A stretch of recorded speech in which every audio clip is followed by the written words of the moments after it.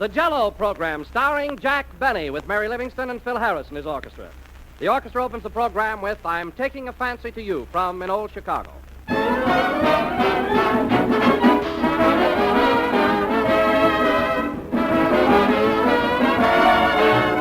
You know, one of the nicest things about Jell-O is the easy way you can dress it up in a dozen different styles, like Jell-O cubes, for instance. Shimmering raspberry Jell-O molded firm in a shallow pan, then cut into colorful little cubes and piled in sherbet glasses. Or strawberry Jell-O tarts. Fruit-rich strawberry Jell-O combined with luscious fresh berries and a chilled firm in baked tart shells. Ah, that's swell. And so is whipped lime Jell-O. All you do is chill until it's cold and syrupy, then whip it up in a bowl of cracked ice until it's fluffy and thick like whipped cream with a lovely foamy green color. There are lots of other Jell-O tricks you'll think of to add interest and variety to your meals. And the best part of it is, Jell-O is so quick and easy to prepare, so economical, you can serve it just as often as you like. Be sure to get genuine Jell-O, though, for Jell-O brings you that delicious, extra-rich fruit flavor. A deep, rich, wonderful fruit flavor that makes every Jell-O dish a 3-star hit. So when you buy, look for the big red letters on the box. They spell Jell-O.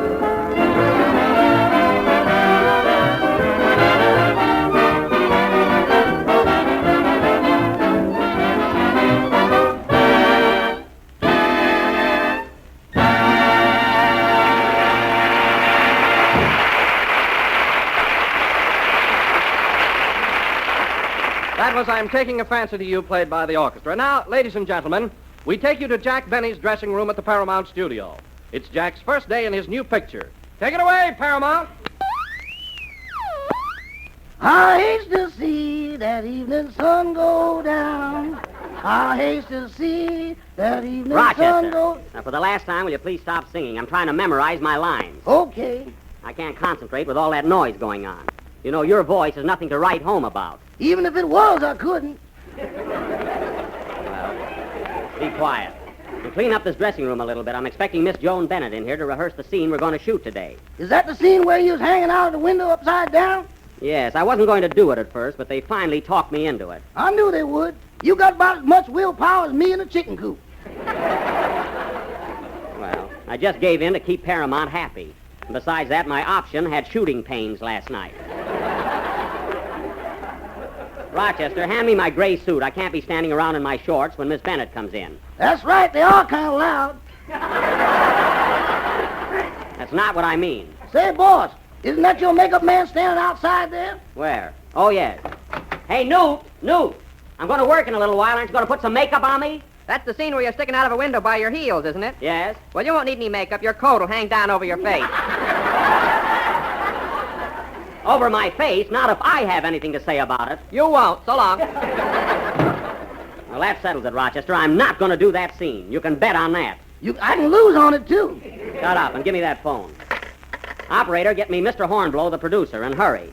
Rochester, I asked you to get me my gray suit. Doggone, I can't relax for a second around here. That's too bad about you. If you didn't owe me so much, I'd have a nervous breakdown. All right, now go in and get my... Hello? Hello, Mr. Hornblow. Now, listen, I agreed to play that crazy window scene, but I didn't know that my coat was going to hang down over my face. How will people know it's me? By my feet? Listen, Mr. Hornblow, all feet look alike.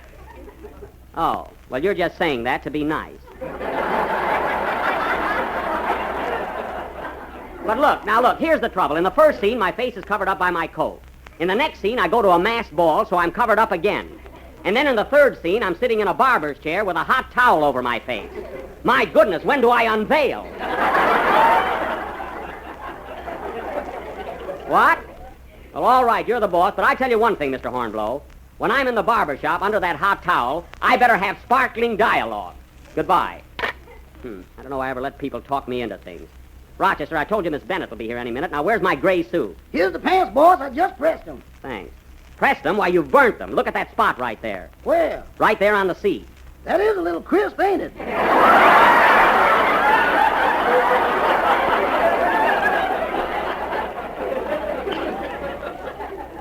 Fine, burnt pants. Now what are we going to do? I don't know. If there was toast, I could scrape them.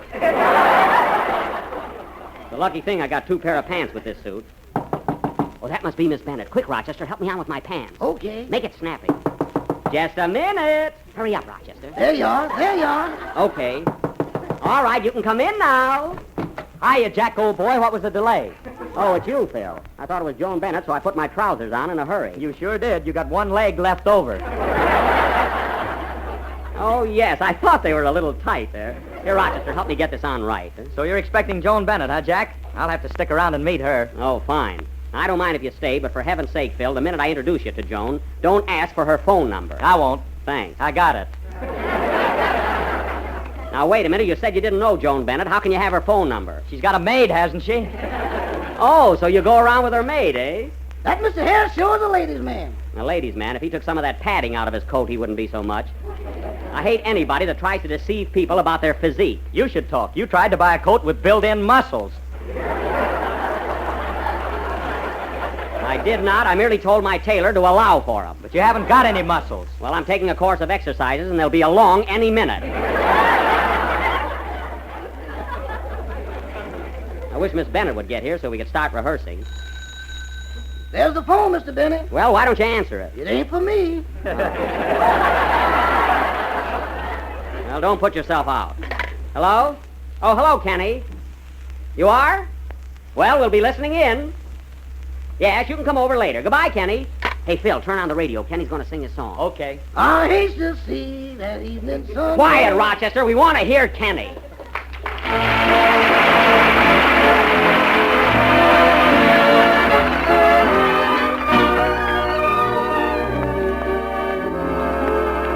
I've told every little star just how sweet I think you are. Why haven't I told you?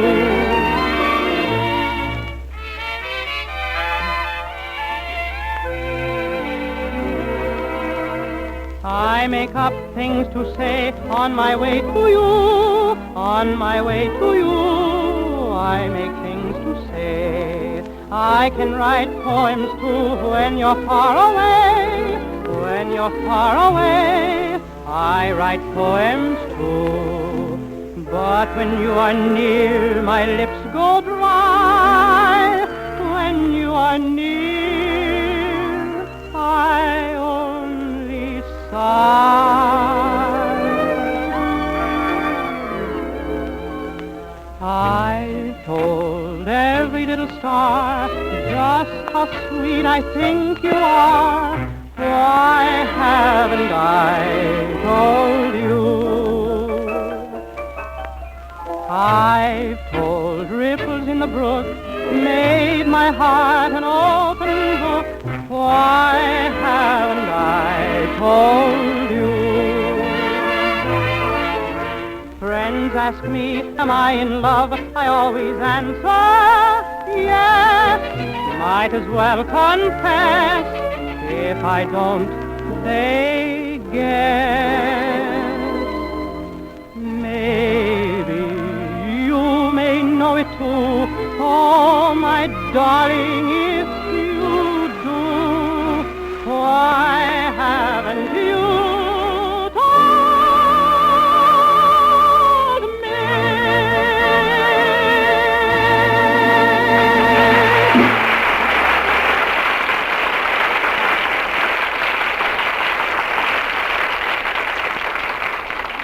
Turn off the radio, Phil.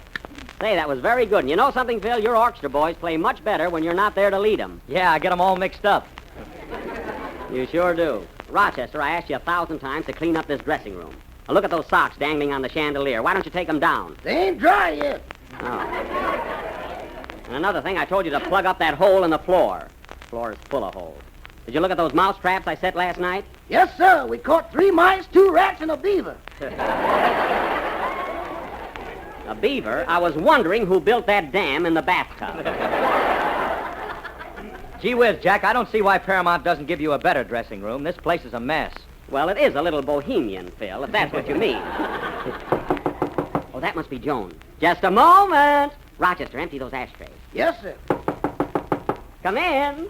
I guess there he is over there. Hello, Jack. Hiya, Jack. Are you surprised to see us? Oh, so it's you guys. Yes, this being your first day on the picture, we just drop in to wish you luck. We won't be in the way, will we, Jack? No, Kenny, but I want you all to behave yourselves. Joan Bennett is coming here any minute for rehearsal. Gosh, Jack, do you really have the nerve to invite her over here to this dump? Looks like Mr. Zucker's wastebasket. Listen, Mary, there's nothing wrong with my dressing room. It's very comfortable. And look at that rug there. It says Idaho potatoes on it. Well, Idaho is a beautiful state. If you want to know something, plenty of big stars have occupied this dressing room. You know who had it before me? Yeah, Tom Mix and Horse. Did not. This room was occupied by Carol Lombard. Well, she left her bridle on the coat rack. Not a bridle, that's the harness I wear when I'm hanging out of the window. Hanging out of a window? I thought you said last week you weren't going to do that scene. Well, I wasn't, but I had a conference with Mr. Hornblow, and, well, he convinced me that I ought to do it. You know, Jack, you haven't got any backbone at all. You let people talk you into anything. Mary's right, Jack. You're just a chump. A chump? I told him that, but he wouldn't listen to me. Shut up, Rochester!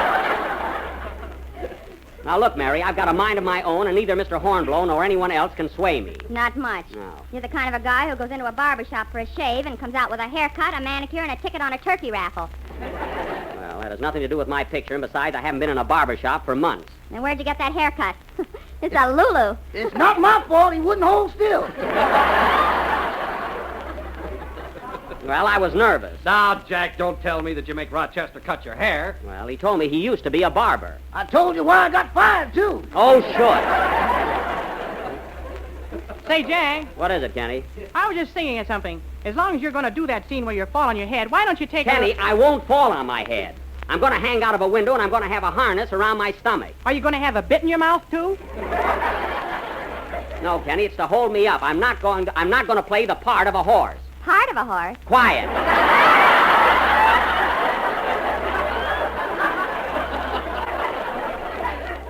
Now, listen, fellas, I've had enough of this silly chatter. I'm nervous today, so if you want to stay here, be quiet. Oh, quit hammering on that door and come in. I'm sorry, Jack. I didn't mean to disturb you. Oh, it's you, Joan.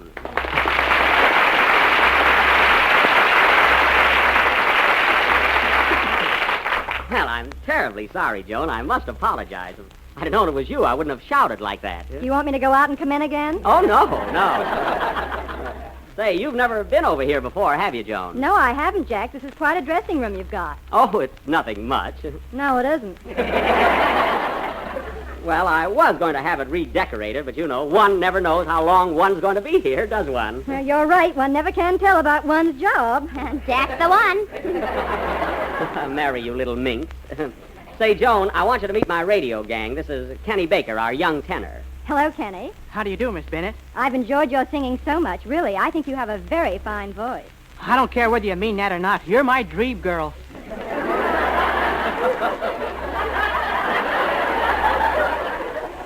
Dream girl? Who does he like when he's awake? I don't know. And, Joan, this is Phil Harris, our orchestra leader. Oh, so this is the curly-headed heartbreaker I've heard so much about. Yes, he's our corny Casanova. How are you, Phil? How do you do, Miss Bennett? It's going to be nice knowing you. You better be careful there, Joan. You know, Phil is a pretty fast worker. He is? Yeah, man. First thing you know, he'll ask you to go to the Trocadero with him. Oh, I wouldn't dare go out with Phil. Why not? My maid would never forgive me. Hey, that's very good, Joan. You're the first one that ever put Phil in his place. And now I want you to meet our little leading lady, Mary Livingston. Hello, Mary. I'll bet you're as old as I am.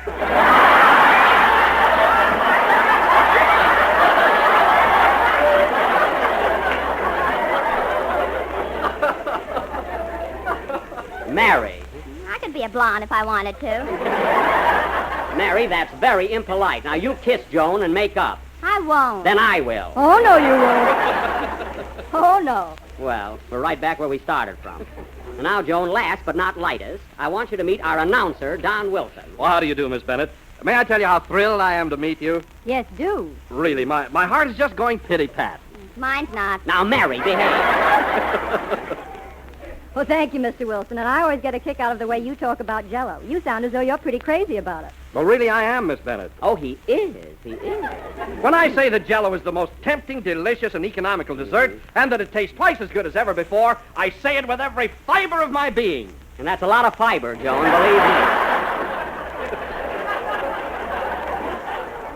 I tell you, Miss Bennett, I could stand here for hours and talk about Jell-O. We know you could, Don, but we've got to rehearse. Now, Joan, how about you and I going over these lines where I'm hanging upside down out of the window?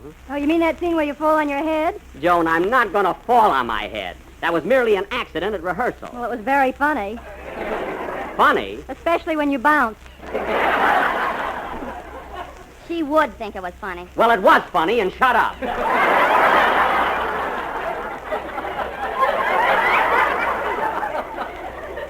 All right, Joan, let's go over that scene once anyway. Now, you're passing by, and I'm hanging out of the window. I've got the first line. Okay.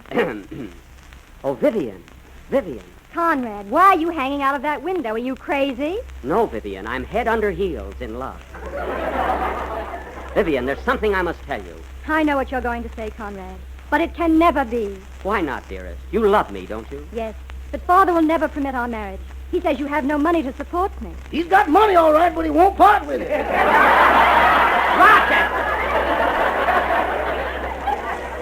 Now go in the other room. There isn't any. And keep quiet.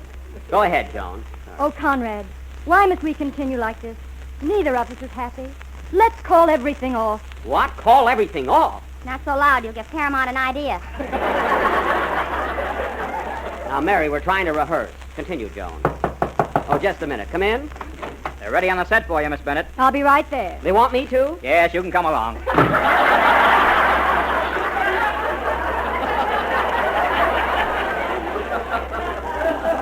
Well, that's sweet of them.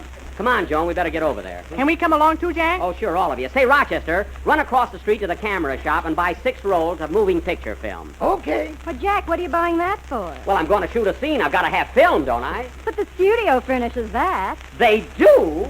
Why, for the last 3 pictures, I've been buying my own. I'm going to see Mr. Zucker about this. Come on, gang. I'll get a refund or else.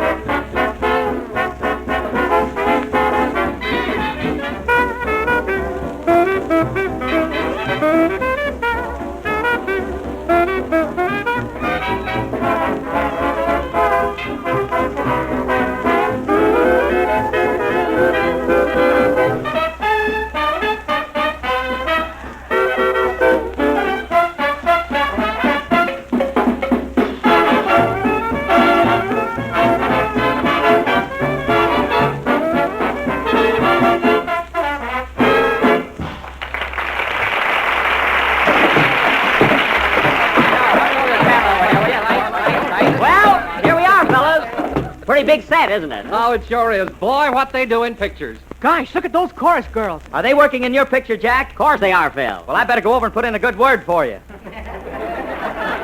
Now, Phil, I should think you'd have learned a lesson when Miss Bennett put you in your place. Not me. I'm always in there punching. See you later, fellas. I bet he won't have any more luck than I did. Say, Jack, What? isn't that Mr. Zucker standing over there? Oh, yes, I must speak to him. Hello, Mr. Zucker. Hello there, Bing.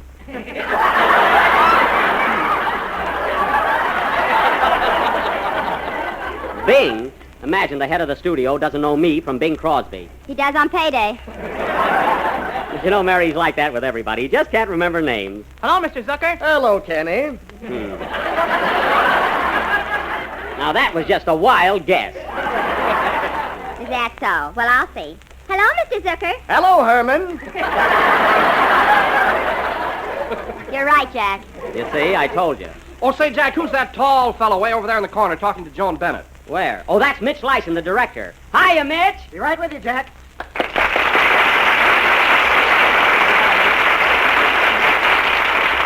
Excuse me a minute, fellas. I've got to go over there and see him. Say, Mitch, I want to tell you something before Jack gets over here. What is it, Joan? Anything wrong? Well, I'm not one to complain, and I like Jack personally very much, but, But what? What's the trouble? well, I rehearsed with him 2 or 3 times, and frankly, Mitch, he cannot play a love scene.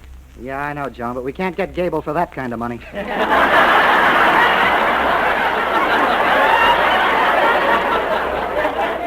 Well, I'd be willing to chip in.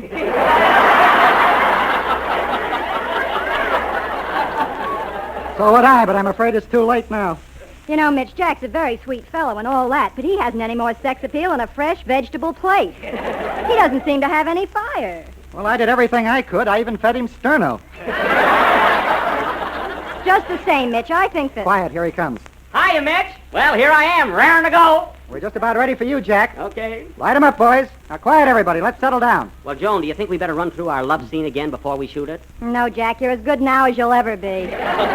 Oh, thank you, Joan. Thank you. You know, none of us is perfect. Say, Mitch, do you mind if my gang sticks around and watches the scene? No, not as long as they're quiet. Oh, they'll be quiet, all right, won't you, kids? Sure. Sure. Not me, I'm a Shriner.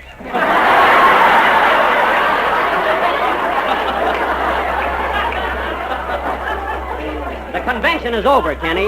We're all ready for you, Mitch. Okay. Oh, that's Teddy Tetzlaff, fellas, our cameraman. He's one of the best. Hello, Teddy. How are you, Jeffrey? Jeffrey, I don't even know anybody by that name. It's going to be a great picture. I've got a blind cameraman. You think that's something? The sound man is deaf. He is not. Hello, Chuck. Hey? Well, that's news to me. All right, Jack, Joan. We'll have one good rehearsal, and then we'll shoot the scene. Now, Jack, you climb up there in the window. Okay, Mitch. Hey, give me a boost, somebody. Righto. Thanks, Mr. Zucker. Such a democratic studio. Now, Joan, we'll take it from where Jack stops you as you pass by his window. You mean right here? Yes, are you ready, Jack? Yep, I'm up here on the windowsill. All right, now get a good grip with your feet and hang all the way down. Come on, don't be afraid. Okay. Oh, there goes all my change. Hey, get away from there, you. Oh, pardon me, Mr. Zucker.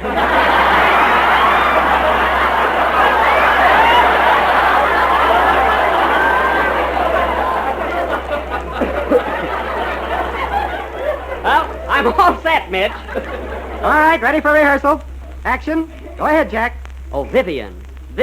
Conrad, why are you hanging out of that window? Hold it. Now, Jack, please don't blush when you're talking to Joan. You're not supposed to be bashful in this scene. But, Mitch, I'm not blushing. You are, too. Your face is all red. Well, naturally it's red. I'm hanging upside down and the blood is rushing to my head. Well, stop it.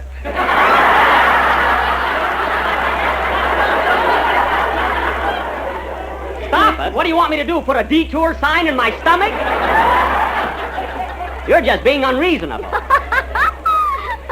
What are you laughing at, Mary? Your face isn't red anymore, it's blue. Oh, go away. All right, now take the scene again. And, Jack, remember, when you start proposing to Joan, be sure and get down on your knees. But, Mitch, how can I get down on my knees when I'm hanging out of a window? Gosh, I'll fall down and break my neck. All right, what's the difference? It's only a rehearsal. Oh, this is awful. Say, Jack. Yes. What would you give to be back in Waukegan right now? Never mind that.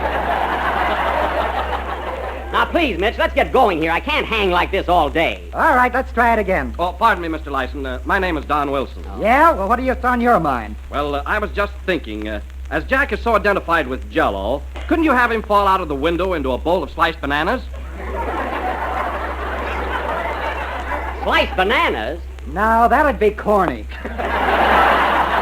Now, never mind that. Let's get through with this scene. I'm very uncomfortable here. All right, we'll shoot it this time. Light 'em up. Quiet on the set. We're turning. All right, ready? Right, action. Oh, Vivian. Conrad, why are you hanging out of that window? Are you crazy? No, but Lyson is.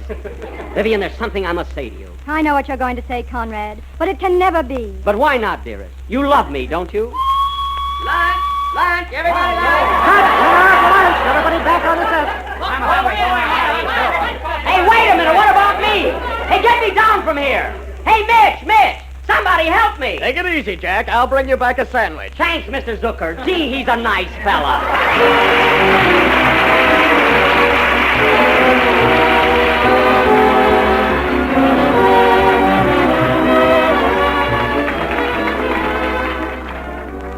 If you want to make your family happy, just say homemade strawberry ice cream for dessert.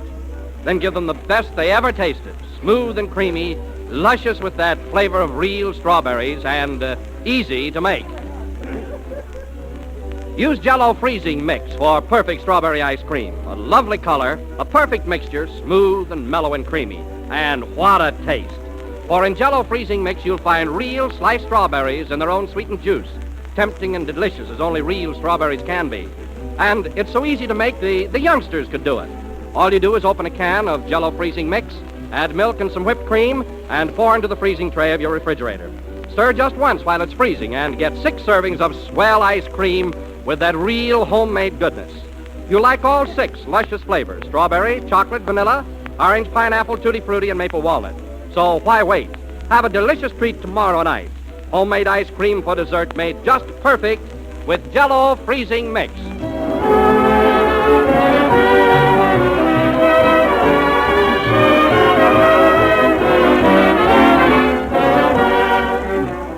This is the last number of the 37th program in the new Jell-O series, and we'll be with you again next Sunday night at the same time.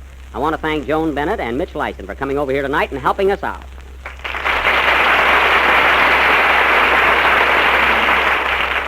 Say, Jack, What is it, Mary? I was only kidding before. I think Joan is awfully cute. Yeah.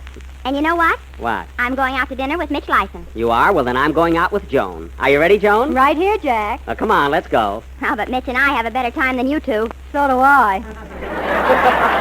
Good night, folks.